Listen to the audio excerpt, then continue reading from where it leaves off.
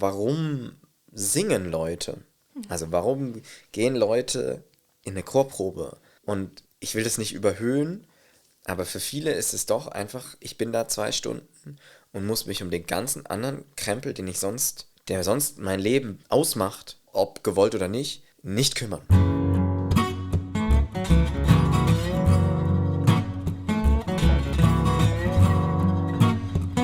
Intermezzo, der Talk zwischen Rhein und Reden.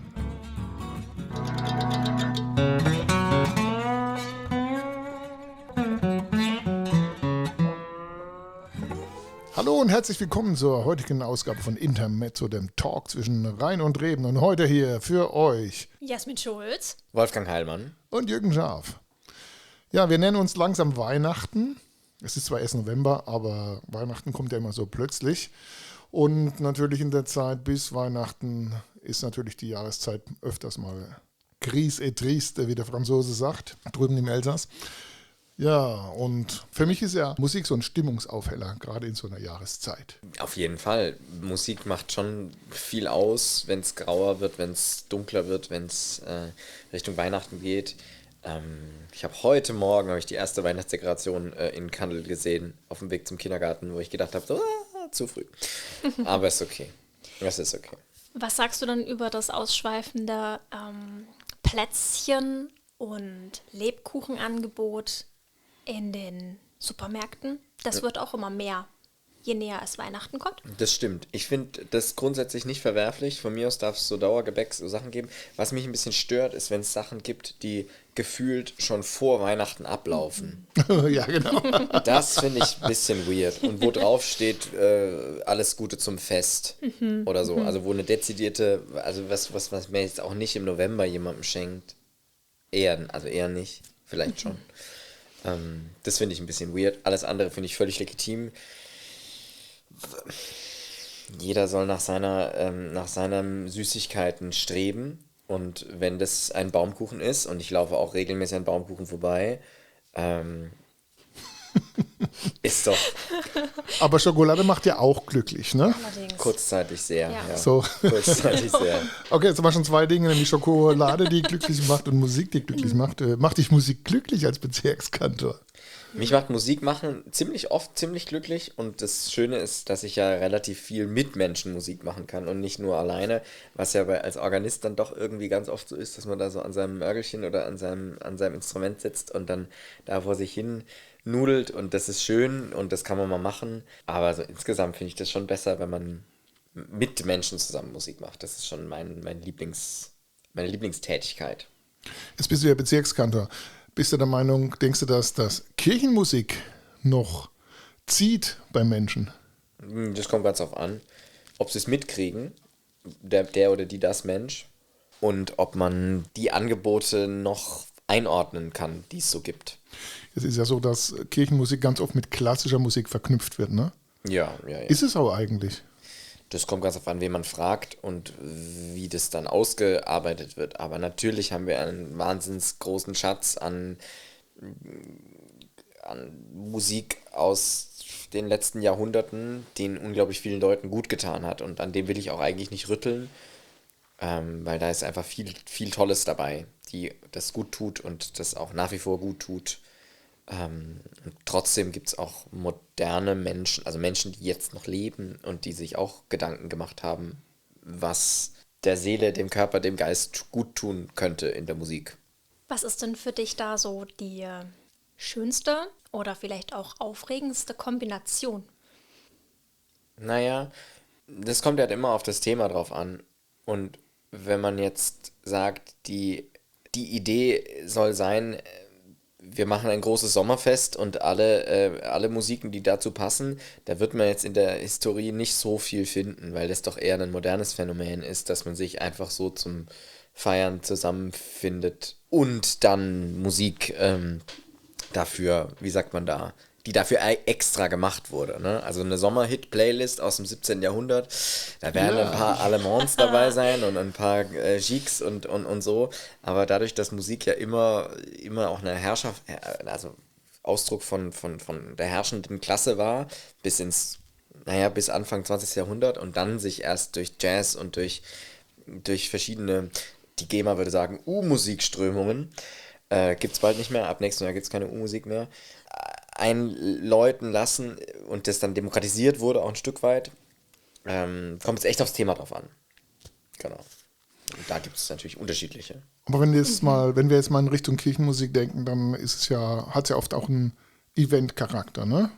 Du hast jetzt gerade vom Fest geredet. Also die in ein Konzert gehen, ist ja meistens ein Konzert, wenn wir jetzt nicht mal vom Gottesdienst ausgehen, dann ist es ja schon eine Veranstaltung, ein Event, ne, eigentlich. Und dann hat es ja auch ein Event. Kirchenmusik ist ja an sich schon liturgisch geprägte Musik. Also Musik, die im Gottesdienst stattfinden soll oder tut. Und die meiste Musik, die Kirchenmusik heißt, ist eigentlich Gottesdienstmusik.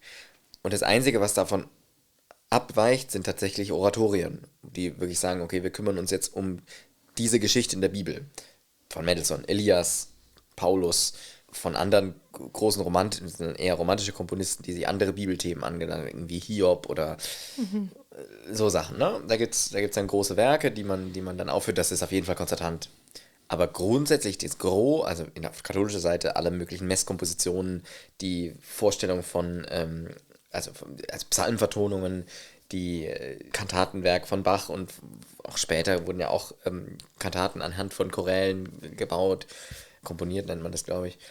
Und das ist ja alles eigentlich eher im Gottesdienst verortet. Jetzt haben wir natürlich das Problem, dass wir, und da bin ich ein starker Verfechter davon, ich hatte dieses Jahr auch wieder eine Diskussion darüber, aber ich werde es nicht aufgeben, Gottesdienste werden kein Geld kosten als Besucherin, Besucher. Natürlich bitten wir um Kollekte, aber es ist immer eintrittfrei und so ein Konzert oder so eine große Gottesdienstmusik ist einfach teuer, weil wir müssen irgendwie die Leute bezahlen, die da sind. Es ist schön, wenn man das irgendwie also die Chöre, mit denen ich arbeite, sind natürlich Laienchöre, aber meistens gibt es ja dann noch ein professionelles Orchester oder professionelle Musikerinnen und Musiker dazu, ob die da Solistinnen, Solisten sind oder da ihr Instrument spielen im Orchester. Und die müssen natürlich bezahlt werden, weil von alleine bezahlt sich keine Miete. Und da wird man auch nicht satt, in der Regel. Deswegen ist sowas meistens immer ziemlich teuer, also da sprechen wir schon über 5-stellige Beträge, die das einfach kostet, wenn man ein großes Konzert macht. Du sagst Event, das ist die Frage, was nenne ich Event? Ich habe immer das Gefühl, dass in manchen kirchlichen Kreisen Event immer so einen abwertenden Charakter bekommt. Ach ja, das ist so ein Event-Ding. Dann denke ich immer sehr, was ist das Gegenteil davon? Ist das Gegenteil davon der Alltag oder das Normale oder das Standardprogramm? Genau, ja. Und ich finde, es sollte sich nicht gegenseitig ausspielen. Für mich wäre jetzt Event durchaus eine Veranstaltung, die nicht täglich, wöchentlich oder so stattfindet, ne? Wo was Besonderes, ein Highlight oder was auch immer ist. Ja, so Ja, auf jeden Fall. Also das ist natürlich schon was wir mit unseren Veranstaltungen versuchen, auch wenn die vielleicht öfter als nur einmal im Jahr stattfinden. Also Kantorei-Konzert versuche ich 2-mal im Jahr größere Sachen anzubieten, dass einfach auch die Chöre, die da, also die Sängerinnen und Sänger, die beteiligt sind, dass man, also ein Jahr am gleichen Stück rumproben, naja, also Klar. ein bisschen langweilig vielleicht irgendwann. Wie ist so der Zuspruch bei den klassischen Angeboten? Gut, also ich bin der Meinung, es gibt so ein Kanon von so, ich habe nicht nachgezählt, aber vielleicht von 25 Werken, die kann man aufführen, ohne dass man sie erklären muss. Also Weihnachtsoratorium von Bach, die 2 Oratorien, die ich genannt habe, Mendelssohn, Paulus und Elias, kommt jetzt auch demnächst wieder in Speyer einmal, und dann Messias von Händel, die Passionen von Bach, Mozart-Requiem, Verdi-Requiem, Brahms-Requiem, Fauré-Requiem von Dürreflé. Also es gibt Werke, die braucht man nicht erklären, die schreibt man aufs Plakat und da werden viele Leute was mit anfangen können. Nicht so viele wie vielleicht noch vor 20 Jahren oder vor 30, aber das ist irgendwie klar und da ging und so. Und dann gibt es unglaublich viel Musik. Ich nenne es immer den Filter der Zeit. Also was heißt, ich nenne es, ich erfinde es ja nicht, aber es gibt Musik, die hat einfach den Filter der Zeit bestanden. So, das sind die Werke, die ich genannt habe. Und dann gibt es Werke, die vielleicht nicht so bekannt sind, teilweise gerechtfertigt, teilweise ungerechtfertigt. Und wenn man die aufs Plakat schreibt, das ist dann schon ein bisschen schwieriger. Also da muss dann entweder das Ensemble, der Veranstalter oder die Location so bekannt sein, dass man dann sagt, kenne ich nicht, klingt aber interessant, gehe ich hin. Und das merken wir schon, dass das ein großer Unterschied ist. Und davon ausgehend versuche ich eigentlich immer Programme zu machen, die nicht, also ich sage immer, ich habe keine Lust mehr auf Museum. Das ist ein schönes Beispiel, ja. Wirklich. Also Museen sind Ja. unglaublich wichtig. Ja. Das ist gar nicht der Punkt, aber ich habe auf musikalische Museen habe ich nicht so richtig Lust. Was auch daran liegt, dass wir einfach im Laienchorbereich eine ganz natürliche Grenze an Qualität haben.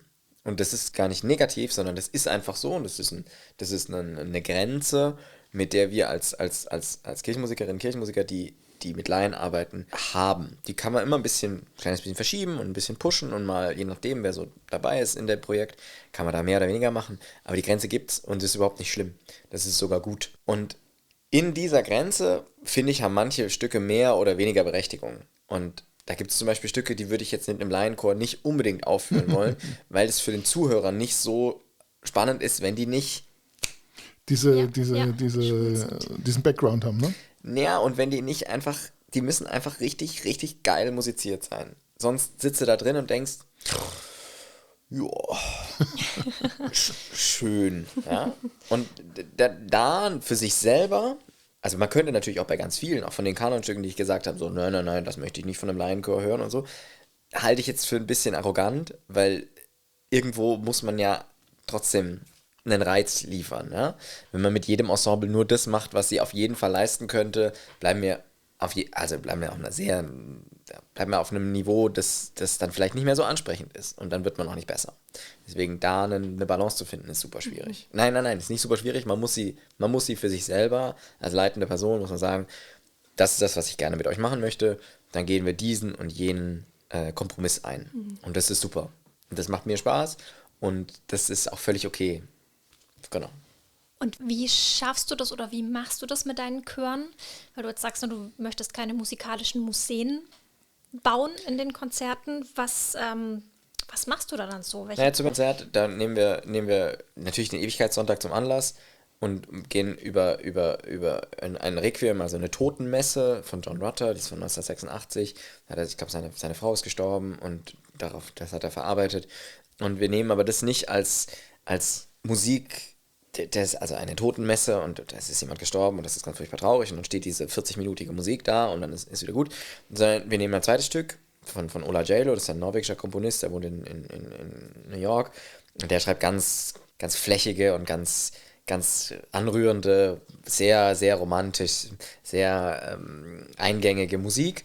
Und der hat ein norwegisches Gedicht genommen und wir verweben, er ist Dreamwaver, also Traumweber. Und wir verweben diese zwei Musiken, also das Requiem mit dem Dreamwaver zusammen. Und dann habe ich noch Lukas Grimm, ein befreundeter Komponist, der ist in Bergzabern aufgewachsen, der ist jetzt in Stuttgart viel unterwegs und leitet da tolle Chöre und tolle Projekte. Der hat uns jetzt noch 3 kleine Stücke geschrieben, die diese Schnittstellen darstellen und die Scharniere so. Und dann glaube ich, natürlich ist es schwer zu erklären im Vorfeld und in so einem, wenn man irgendwie sagt, hier kommt zum Konzert, das wird cool. Wir singen Elias, braucht man nicht viel sagen. Hört es euch an, es ist 2 Stunden geil. Und wenn man jetzt aber sowas macht, dann, das geht schon in Richtung, dass man sagt, bei uns gibt es ein bisschen ausgefallenere Konzepte als nur eine Nummernrevue. Ist ja auch nicht bös gemeint, ne? Die Nummernrevuen sind auch cool. Aber ist ein bisschen ausgefeilter. So. Und das ist jetzt zum Beispiel das Ziel fürs nächste Konzert. Ist aber auch ein schönes Profil, ne, für deine Arbeit. Das heißt, die Leute, die schon mal dann bei solchen Angeboten waren, die wissen ja aber auch das nächste Mal, was vielleicht Spannendes dann passieren kann. Ne? Genau. Apropos Verweben, du hast ja dieses Jahr ich nenne es jetzt mal Experiment gewagt, in dem du klassische Musik mit Popularmusik verwebt hast oder kombiniert hast. Ne? Ja. Erzähl mal was von dem Projekt. Ja, ich glaube, wir haben auch in der letzten Podcast-Folge ganz kurz drüber gesprochen, als ich da war. Einen ganz kurzen Werbeblock haben wir eingeschaut. Genau. Das hat jetzt stattgefunden, das war im Mai. Und wir haben eben von Heinrich Schütz, das ist auch Musik, ein Totengedenken oder eine Trostmusik. Und das war so ein bisschen der Ausgangspunkt. Wir haben Trostmusik aus dem 17. Jahrhundert. Und was ist die Trostmusik im 21. Jahrhundert? Also was trösten Menschen heutzutage? Und dann habe ich verschiedene Leute gefragt, was bei Beerdigungen so gewünscht ist. Und dann habe ich aus den großen Playlists dann 7 Stücke ausgesucht, oder es sind 8, 7, weiß nicht mehr genau. Und die haben wir für Chor, Barockorchester, weil die waren da für den Schütz, Solisten und Band bearbeitet. Also ich und ein befreundeter Musiker, der Musical-Erfahrung hat und einfach ziemlich genau weiß, was man da tut. Und das hat großen Spaß gemacht, war wahnsinnig viel Arbeit. Und es war super erfolgreich. Also die 2 Konzerte im Mai, Jürgen, du hast ja selbst mitgemacht als Bassspieler und Sänger. Und in der Zeitung steht extra drin, dass du ganz fantastisch gesungen hast. Und wirklich steht wirklich drin. Und da ist relativ schnell nach den Konzerten, habe ich gesagt, eigentlich ist das zu schade, um das wieder in die Schublade zu legen, lass uns das nochmal machen. Wie war das im Vorfeld? Ich meine, es gibt ja Menschen, die verstehen unter Kirchenmusik dann eher diese klassischen Beispiele, die du vorhin genannt hast, ne? Diese 25 bekannten Stücke. Jetzt kommt dann Wolfgang Heilmann und macht da so ein Crossover, so ein Mix aus beiden Zeiten, kann man das sagen. Ne? Ja, ich kann das ja ruhig erzählen. In der ersten Probe, wo ich der Kantorei das vorgestellt habe, das Projekt, das war auch ein bisschen krass, weil ich hatte noch keine Noten. Also ich hatte die Noten vom Schütz, klar, aber von den Popsongs, die waren einfach noch nicht fertig, weil ich noch nicht fertig war.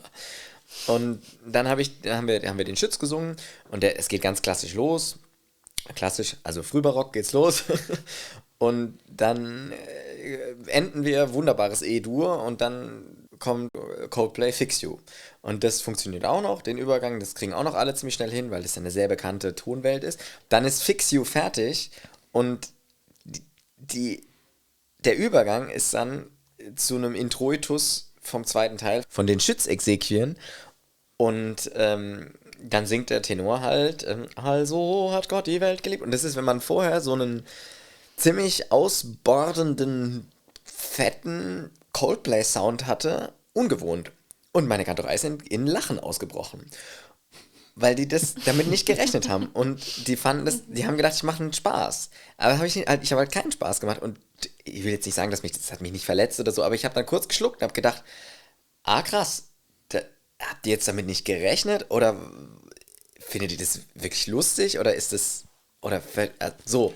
Oder ist es nicht in eurer Welt, in eurer Gedankenwelt? Genau, oder kann man sich das jetzt einfach nicht vorstellen, dass das dann da wieder zurückgeht. Und das hat mich dann sehr beschäftigt. Das war auch der im ersten Konzert war das für mich so, jetzt wird's spannend. Schauen wir mal, was jetzt passiert. Und es ist aber natürlich nichts passiert. Also das hat ziemlich schnell, ziemlich gut zusammengefunden. Und auch, dass wir natürlich hat die Band einen normalen, also was heißt normalen, einen großen Sound gespielt. Ne? Es war jetzt ja nicht so, als hättet ihr euch zurückgehalten. Aber trotzdem, die Streicher waren mit dabei. Der Johannes Fiedler, der auch in der Band Klavier gespielt hat, hat auch an der Trunorgel gesessen und hin und her gewechselt. Und das war schon war ein gutes Bindeglied auch. Und die Solisten waren auch die gleichen. Also die beide sind in beiden Welten zu Hause und können Pop und Barock singen. Und das war schon cool. Und die Rückmeldungen waren sehr begeistert. Also das kann man schon so sagen. Du hast uns ja ein paar Musikbeispiele mitgebracht, ne? Genau, wir können auf jeden Fall mal reinhören in die Aufnahme. Wir beginnen mit Tears in Heaven und die Idee mit der Trost, also das Konzert heißt Leben und weil es geht ja dann immer weiter, ne? Auch wenn jemand stirbt, es geht einfach weiter. Das können wir nicht ändern. Und diese Musiken, die sollen ja irgendwie dieses Weitergehen begleiten. Und Eric Clapton hat ja damit diesen fürchterlich tragischen Tod von seinem Sohn beschrieben oder geschrieben, wie auch immer, ne, diese Musik. Und das ist ja schon eine Urkatastrophe. Und bei Schütz ist natürlich, da ist irgendein Herrscher gestorben. Das spielt jetzt nicht so eine große Rolle. Und der hat dann eine Begräbnismusik bekommen. So. Und das ist ein bisschen abstrakt, obwohl das beides für jemanden konkret geschrieben ist, weil das andere einfach viel weiter weg ist. Also einfach, wann ist es geschrieben? 1600, ich will nichts Falsches sagen. 30, so, ne? Und das ist so weit weg und das andere ist natürlich auch weit weg, anderes Land, wir kennen den Menschen nicht persönlich, aber ein Hochhaus kennen wir alle und wo das Kind rausgestürzt ist und das ist einfach so. Und dann kommt es zusammen und ich habe dann versucht in der Konzeption so diesen Weg dieser Begräbnismesse eben mit den moderneren Stücken zu unterfüttern. Da können wir mal reinhören und auch diesen Übergang, den ich gerade genannt hatte mit Fix You zu dem Schütz zurück. Das lohnt sich sicher. Mit was fangen wir an? Mit Tears in Heaven, den Anfang, einfach ein paar Sekunden. Und dann hören wir mal auch in den Schütz-Übergang rein. Would you be the same if I saw you in heaven? I must be strong and carry on, 'cause I know I don't belong here in heaven.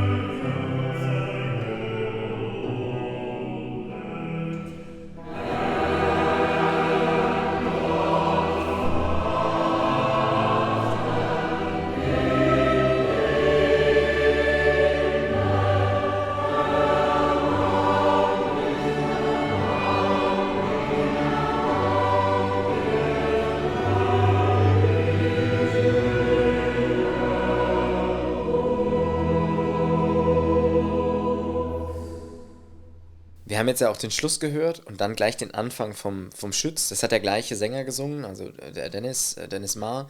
Und er hat vom gleichen Platz aus. Er saß ein bisschen woanders in der Band mit drin und hat dann den Introitus gesungen und dann haben die anderen Solisten übernommen. Und das war natürlich der erste Aha-Ding war, dass es überhaupt mit Tears in Heaven losgeht. Und dann der Schütz, dass es sich jetzt nicht völlig ausschließt. Das war schon, glaube ich, der erste wichtige Punkt.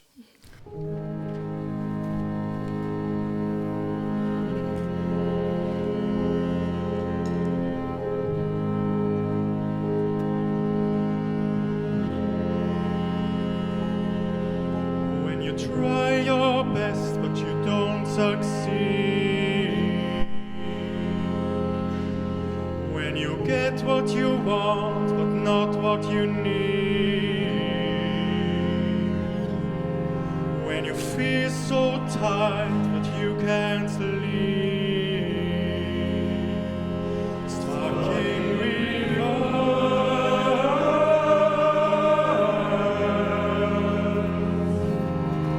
and the tears come streaming down your face. When you lose something you can't replace.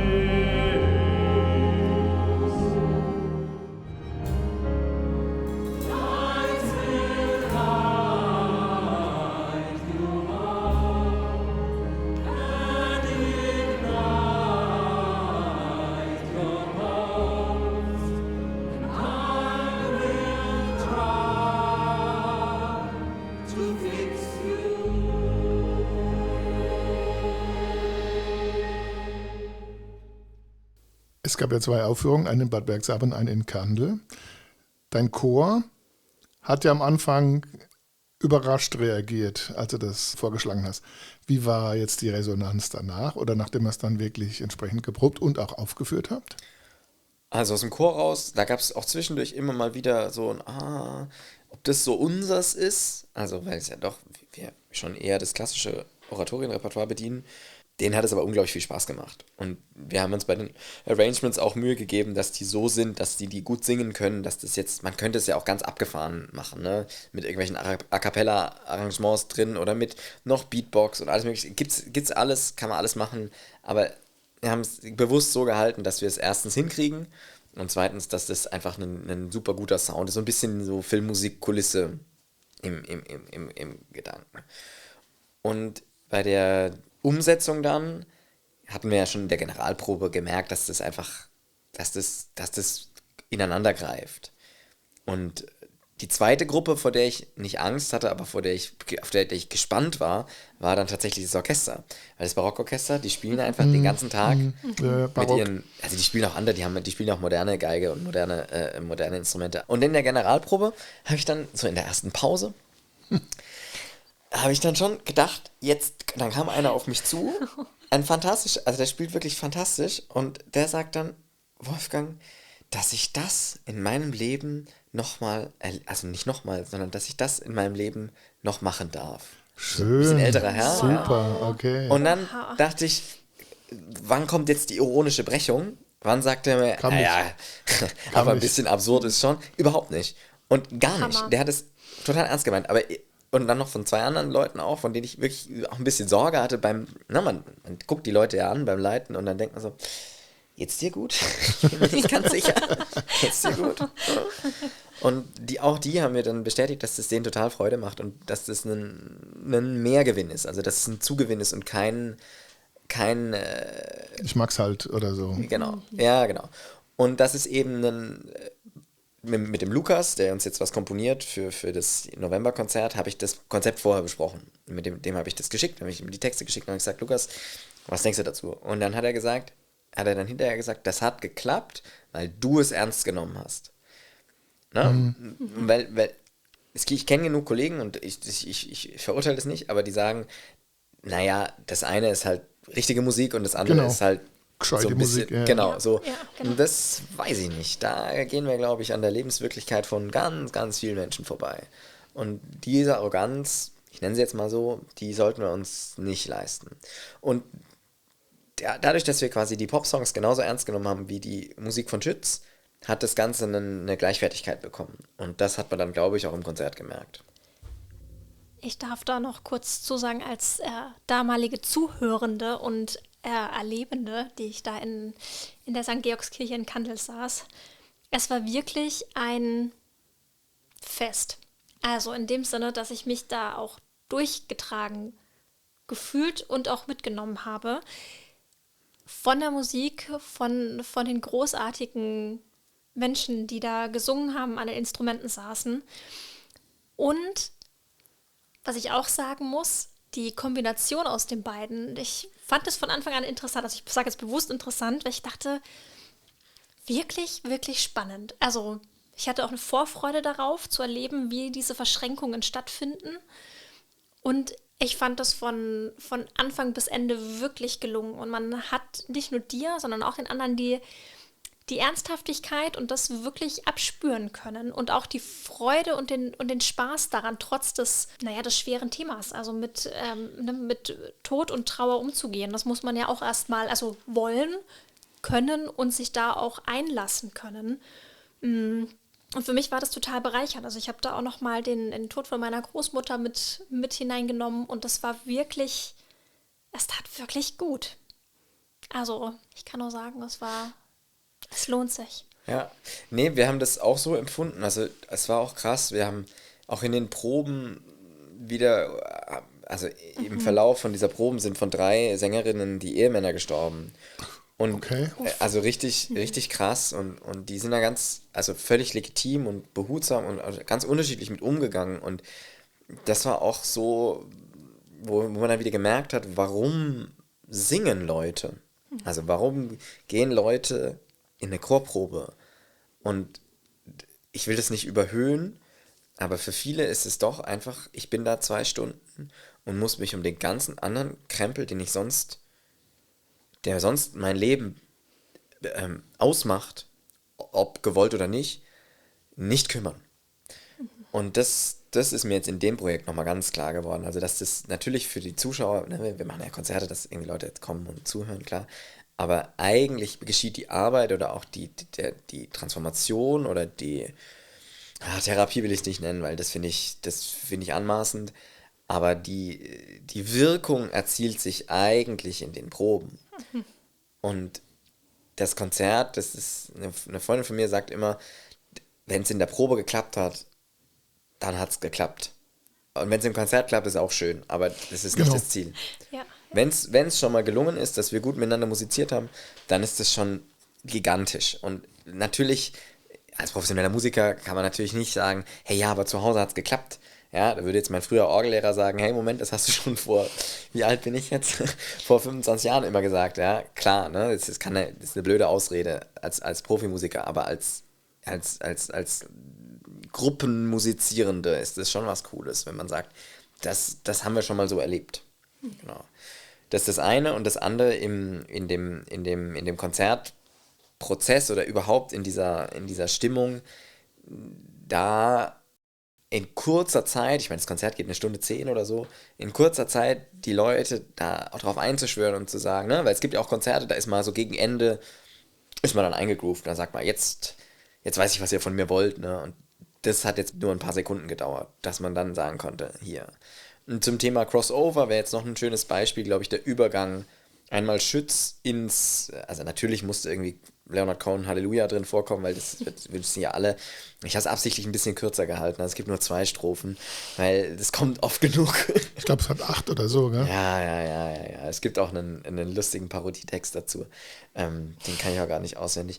Und da sind wir wirklich aus dem Schütz reingegangen und die letzte Note Schütz ist schon die erste Note Cohen und das können wir uns jetzt anhören. Amen.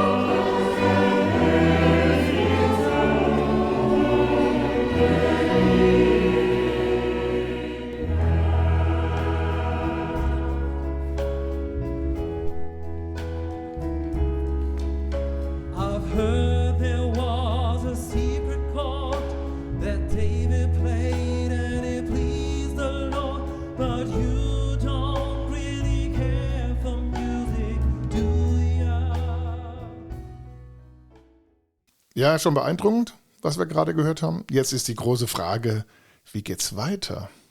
Naja, also ich habe es Was vorhin... machst du draus, sozusagen, aus diesem Erlebnis, aus dieser Erfahrung? Ich habe schon...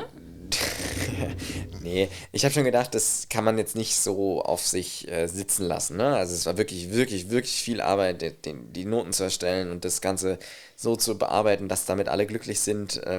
Ich habe gar nicht von der Band erzählt. Die Band war auch total begeistert und hat sich gefreut, irgendwie mit super guten Streichern zusammenzuspielen. Und das war auch einfach eine tolle Sache. Und die Solisten sowieso. Und das Barockorchester hat gesagt, hey, endlich spielen wir mal mit Schlagzeug zusammen. Und das war schon cool. Und dann habe ich gedacht, das müssen wir nochmal machen. Und dann ist es ja gar nicht so einfach. Ich habe ja vorhin darüber gesprochen, dass das alles gar nicht so billig ist, was okay ist, weil Arbeit muss bezahlt werden und muss auch anständig bezahlt werden. Und dann war die Überlegung, wie weit in die Zukunft kann man gehen, damit einerseits der Chor das noch in sich trägt und wir nicht irgendwie ein halbes Jahr wieder proben müssen und andererseits das noch genug Abstand hat, ne? War ja schon das Jahr geplant. Und dann habe ich in meinen Terminkalender geguckt und dann den 28. Dezember ausfindig gemacht. Das ist ein Sonntag dieses Jahr. Und in der Zeit zwischen den Jahren hat man ja durchaus manchmal Luft. Und da hatte ich gehofft, dass meine Musikerinnen und Musiker auch möglichst viele noch Luft haben.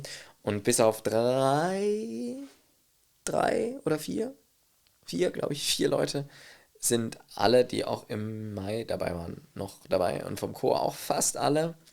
Und deswegen wird es am 28.12. um 18 Uhr in der Georgskirche ein Revival geben. Leben Reloaded. Und klar, Weihnachten ist jetzt nicht direkt die Zeit für sowas. Aber, großes Aber, Trauerfälle gibt es immer. Und das kann man sich meistens nicht aussuchen. Mhm. Und die Zeit zwischen den Jahren ist ja tatsächlich doch für manche auch einfach, die vielleicht nicht mehr den großen Kinder- und sonstigen Trubel haben, einfach auch nochmal eine sehr stille Zeit. Oder gerade eine Möglichkeit, nachdem man Trubel hatte, genau, mal wieder ein bisschen runterzukommen. Ne? Genau. So in so eine und deswegen finde ich den Termin eigentlich ziemlich gut. Und da lade ich ganz herzlich zu ein. Karten gibt's online. Also bei www.kirchenmusik-bza-ger.de und bei Bücherpausch in Kandel, in Bergzabern bei Ulanes Wolle, Stoff und Stuff. Und wir verlinken im Text, verlinken wir auf die genau. entsprechende Webseite. Und es wird, glaube ich, ein großes Fest und alle, mit denen ich gesprochen habe, die da beteiligt waren, freuen sich drauf, wieder dabei zu sein. Also, wenn ihr jemanden kennt, die daran Interesse haben könnte. Oder ihr braucht noch ein Weihnachtsgeschenk. Ganz genau, oder noch ein Weihnachtsgeschenk. Es gibt sogar eine ganz besonders edle Variante. Oh. Wir haben, also der Eintritt kostet 20 Euro und wer aber sagt, die Idee finde ich unterstützenswert oder dieses Kantorat macht tolle Sachen, bla bla bla, dann kann man das Unterstützerticket kaufen. Das Unterstützerticket kostet 25 Euro. Und, da hat man es ja fast schon wieder raus, oder? Genau, es ist genauso wie ein normales Ticket, nur es hat einen Goldprint und sieht richtig gut aus. Und die 5 Euro kommen dem Kandidat nochmal zugute. 5 Euro ist quasi die Unterstützung, dass wir das nochmal leisten können. Und ich würde mich natürlich freuen, wenn sich viele Leute für dieses Unterstützerticket begeistern können. Das ist ja fast wie das goldene Ticket aus Charlie und die Schokoladenfabrik. Nur ohne Schokolade. Nur aber ohne es gibt ein Glas Sekt hinterher. Aber auch für Leute, die kein Unterstützerticket haben, also alles gut. Genau. Mit Schokolade verbinde ich natürlich Weihnachten. Genau. Aber wir hatten es ja vorhin schon so, beides erhöht die Stimmung, Schokolade oder auch gut gemachte Musik. Wir sind am Ende unseres heutigen Podcasts. Vielen herzlichen Dank, Wolfgang. Wir können noch eine Musik zum Auszug spielen, wenn ihr wollt. Können wir gerne noch machen, ja. Meine Kinder schlafen seit August, seit ich die Aufnahmen habe, immer mit Angels, Robbie Williams ein. Vielleicht hören wir da noch einen Schluck von. Das ist dann die Überleitung für zum nächsten Podcast dann im Dezember, wenn es um Thema Weihnachten und Kinder und Engel bestimmt. Und Engel geht. Genau, das war eine super genau. Gut, wir hören jetzt gleich noch Angels in der Version, wie ihr das gespielt habt, oder wir, je nachdem. Ja, schon. Wir sagen Tschüss für heute. Bleibt noch dran, hört euch Angels an. Tschüss. Salü. Tschüss, bis zum nächsten Mal. Bye, bye. Und jetzt kommt der Angels. Ich sitze und warte ein Engel über mein Schicksal nach? Kennen Engel die Orte, an die wir mal gehen werden, wenn wir alt und grau sind?